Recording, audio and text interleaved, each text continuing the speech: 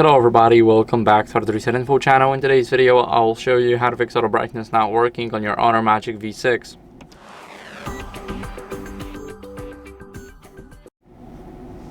So first, what you guys want to do is go over into the display and brightness settings. Here you want to enable automatic brightness, disable and enable it again. Once you do that, what you guys want to do is clean the ambient light sensor near the front camera. So basically just right around your camera, it should lower your brightness a little after a second, and of course it does not have to, but sometimes it will just lower it once you hold it like this. So of course we're going to clean it. Now it should jump up a little, and what are we going to do now is we're going to restart the phone to refresh the sensors. So press the power button, volume up button, and tap twice on the restart.